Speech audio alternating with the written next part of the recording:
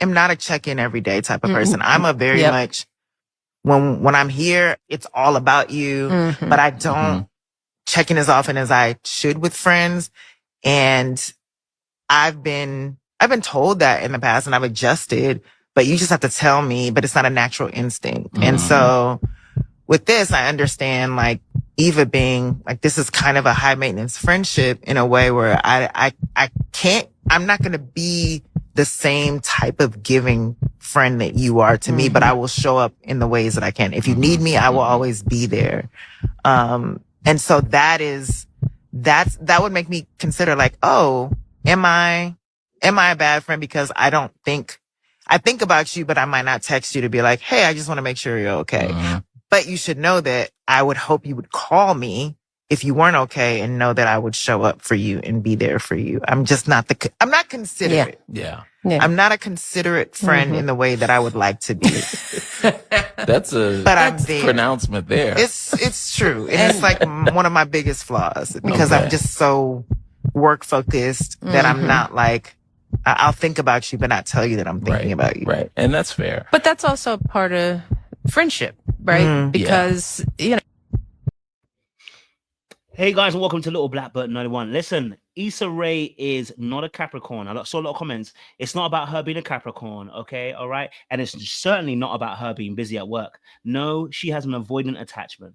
Okay, she has an avoidant attachment. That line of her saying she wants to be more considerate, but she can't. That she doesn't think about you, but she thinks about you. She thinks about you, but she can't send a message. That if you need her, message her. If you want her to be around, then let her know, right? But she's not going to volunteer herself. That is such an avoidant perspective, and I know a lot of people may not be aware of it. So let me just break it down really quickly for what that actually means.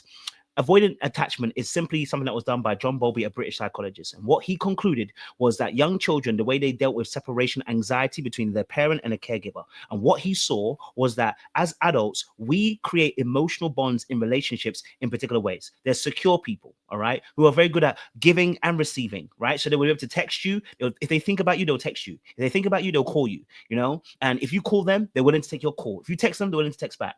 Right. Then there are avoidance. There's two of them, dismissive and fearful. I'll come back to that. There's anxious people. Anxious people are overgivers. So if you're in a relationship where you're always overgiving to people, where you always feel like you're the one that's always holding relationships together, you're always the one that's having to think about everybody else, planning everything, organizing everything, then you're probably somebody who has an anxious attachment where you always feel tired because you're always overgiving. Then there's the avoidance. The avoidance are takers. Okay. But you have both fearful and dismissive, the two of them, right? So dismissive avoidance are tending to be people who grew up in households where they were neglected as young children. I'm gonna come back to that. The fearful avoidance are people who grew up in homes that were often confusing with the messaging. Parent was comforting, caring, loving, but they were also abusive or angry, or they were scary or fearful with their parenting. And so the child doesn't know how to relate to the parent because at one point the parent could be this, one point could be that. Right. And the fearful avoidant carries both the anxious and the avoidant traits, which is what makes them blow hot and cold. Let's leave that aside. Let's talk about dismissive avoidant or avoidance in general. Okay. Now, Issa Rae said something very powerful. She said, I'm just not that, I'm not as considerate as I want to be. I'm thinking of you, but I'm not going to message you. Right. That's a typical avoidant perspective. And I want to give a quick summary as to why. Because what happens to avoidance is because they grew up in a household where they were emotionally neglected. Right. What ends up happening is they don't develop a capacity of emotional strength. So what ends up happening is that when they are overwhelmed emotionally, they have to create distance. They don't like too much emotional aspects happening in relationships because it's overwhelming, because they've not built up the capacity to be able to contain it, right, and to deal with it. Actually, it comes back to emotional regulation, which is in three things: processing, understanding, and expression, right? And where avoidance struggle is in processing, because they have not built the capacity to be able to process large pieces of information. A bit like your computer. If you've got 64 RAM, 8 RAM, if you've got a smaller RAM, it's gonna be harder to process a lot of the information. So you can't run too many programs. Well, in the same way that Issa Rae was just talking there, she can't run too much emotional programs. So she'll reach out to you whenever she wants to reach out to you. But the problem with that is it leaves a relationship one-sided. But I'm gonna come back there in a second or two. The reality of the situation is what she just said here is typical avoidant perspective. It's not a Capricorn. It's not an astrology. It is you have an attachment issue and you need to work through it. But that's the reason why I coach, so I can get you guys to a more healed place. Click the link down below. Let's get back into the video, and I'm going to explain my points as to why I believe this is an avoidant perspective and how we have to start changing that narrative and reframing so that you don't have to suffer any longer in your friendships or in romantic relationships. But you just have to tell me, but it's not a natural instinct. And so with this, I understand like Eva being like, this is kind of a high maintenance friendship in a way where I'm not going to be the same type of giving friend that you are to me. But you notice that the first thing she said there is, so one thing she said there is that I'm not going to be as giving, because that's what avoidants do. They take. We're going to come to that point in a second. Point number one is this. It's not astrology, it's avoidance, okay? Issa admitted that she's not as a considerate friend that she needed to be, okay? She doesn't chase after people, okay? She's available when needed, but she's not actively chasing you daily on a friendship, right? She's not maintaining the friendship emotionally in that particular aspect. To call someone, to message them, to contact them is an emotional aspect of the relationship, okay?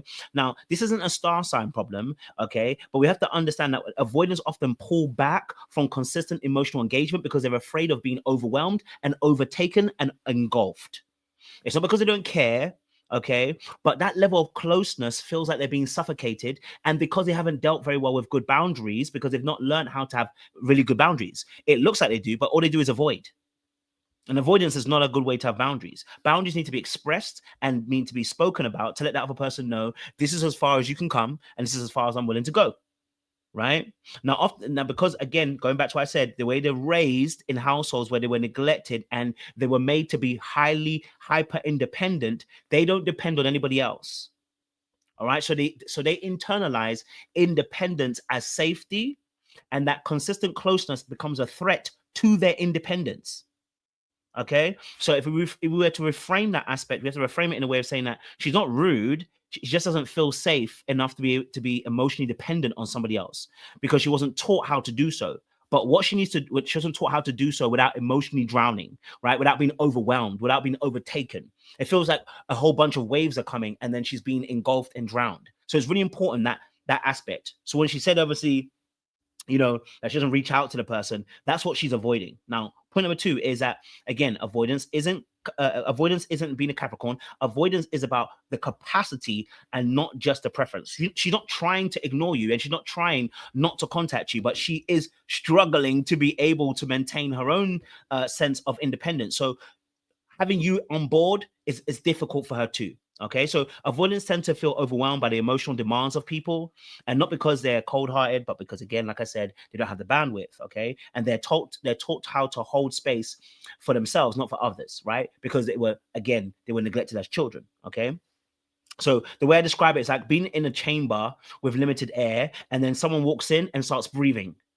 And instead of a collaboration happening, you feel like they're taking up all the air. So what do? You start breathing more heavier. Or they start withdrawing, okay, and conserving their energy because now they feel like you're doing too much. You're using up all the oxygen in the room, right? So for them, the way they're thinking is it's self-preservation, okay? That's their default. Not because they don't love people, not because they don't care, but because they feel like they're drowning when someone else's needs are now being put in, okay? And they have limited scope of energy to deal with you, okay? Right? Point number three is the unavailability masquerades as boundaries. So sometimes it's like, oh, I'm busy, and that's actually their way of saying to you, this is a boundary for me. Oh, I haven't got the time, can't come here, can't do that, I won't call you. No, but really and truly, that's their way of doing boundaries. They're not actually saying they're boundaries. They're just saying that I'm unavailable. But really and truly, they're not unavailable. It's that they got no boundaries. So when she says, oh, I was busy, I'm just so busy with work, when she says at the very end, listen to this. That's a pronouncement there. It's true. And it's like one of my biggest flaws because I'm just so work focused that I'm not like, I'll think about you, but not tell you that I'm thinking about you. Right. So she's so work focused, but yet her mind is thinking about you. That tells you all you need to know. It's not that. Okay, she's not work focused. It's that she doesn't have very good boundaries. So the best way to do that is to be work focused, because that means I have an excuse as to why I can't contact you.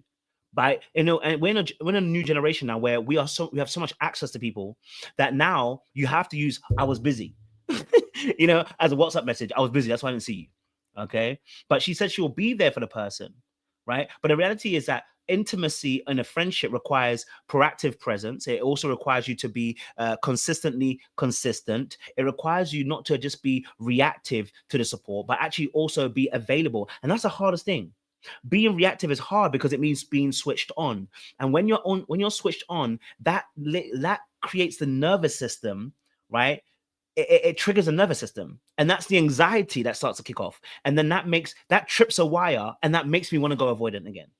Right? Let me explain what I mean by that is when that person has to turn on and be emotionally present for too long for the avoidant person with their friends, which might look like I'm overstimulated, or I've had too much public encounters, or too many friendship encounters, and so I feel like I'm maxed out with my with my, how do you call this? I don't know what you would call it in terms of when you are dealing with people. But anyway, you're maxed out on that, right? And so what ends up happening is you switch off so that your nervous system doesn't go haywire, right? And so you have to kind of like turn everything off to be able to feel at peace again, because you feel like you're about to be overwhelmed.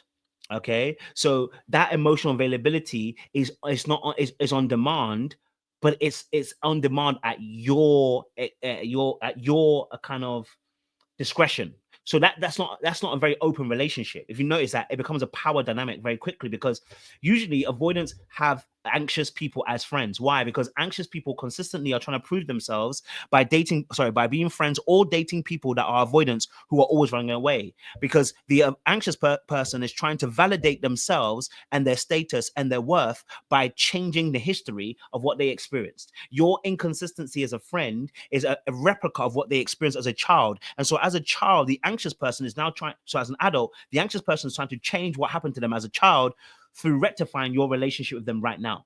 So they choose people that verify the truth about what they believe, which is that I am too much, I'm overbearing, I'm too much effort to be a friend with. And so the avoidant person also chooses an anxious person to be a friend or a lover, because it also confirms their issues too. That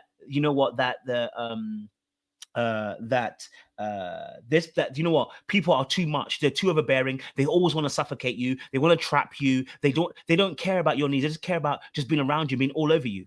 And so it confirms their biases. This is why they choose each other, actually, right? So by her saying that, obviously you can choose me, you can call me whenever you want to call me, I'll be there, she's not lying, she will. But the reality of the situation is the relationship is on demand. Like, it's almost like customer service. You call me up when you need me, right?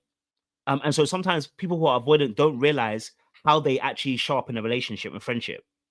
And so it's not just Issa is busy, it's that she's comfortable with her friends being in a space where there's a low maintenance to the relationship. If you notice that she mentioned about friendships being high maintenance, right? Let me see if I can get that clip exactly. I understand, like, Eva being like, this is kind of a high maintenance friendship in a way where I'm not going to be the same type of giving friend that you are to me. But now, why would she say that I'm not going to be as giving?